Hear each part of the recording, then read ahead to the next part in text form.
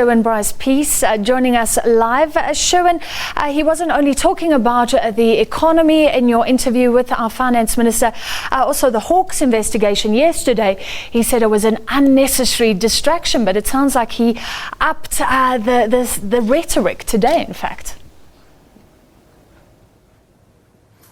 Well, certainly worth repeating some of the quotes that he gave us, Francis. These are all in inverted commas, of course. Mischief in a real sense were his words. This is not about me as an individual. It's about us as a country. Nothing to investigate. And the sooner they put it to bed, the better for all of us. So certainly upping the ante, as you say, maybe feeling a little safer in the United States, who knows?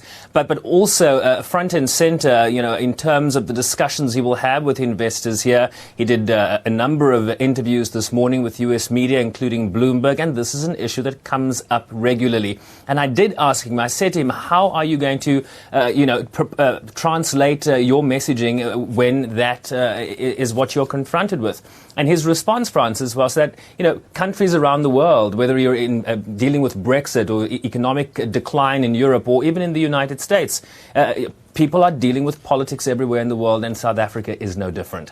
Perhaps Trump helps us there.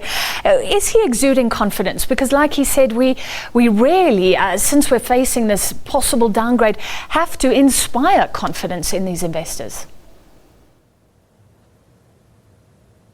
Well, part of the business delegation, she'll be chairing one of the panels at the SA Tomorrow Investor Conference, is Kristen Lindau. Kristen Lindau, of course, the Vice President at Moody's, responsible for the analysis that comes with the South African economy. She's part of this conversation here today and tomorrow, and expect that to happen. He was in London before that, and on a continual basis. Moody's was in South Africa earlier this year. It's clearly front and center. They're doing everything possible. You see this united front between government. You have the leadership of the Reserve Bank. You've got the Deputy Finance Minister here. You have the CEO and Chairperson of the Johannesburg Stock Exchange, the CEOs of Old Mutual, Imperial. The list goes on. So clearly a united front here.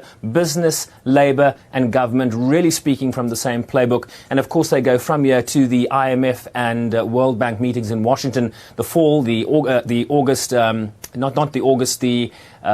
fall meetings, the autumn meetings, forgive me, and clearly the message is that we have a united front here, and we're all trying to get South Africa away as far as possible from a possible downgrade. Well, finally, Sherwin, apparently a lot of interest, oversubscription for this event. Does that mean we're controversial, or is it a good sign for South Africa?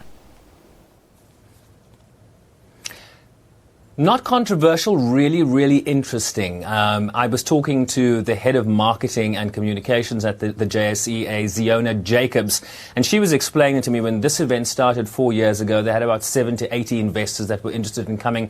Now they have close to 150, and literally had to close the portal that allowed people to subscribe for this event. essentially, it's not just 130, it's 130 companies plus everybody else that comes with them. So expect over 200 people in the venue today to talk about investment opportunities in South Africa.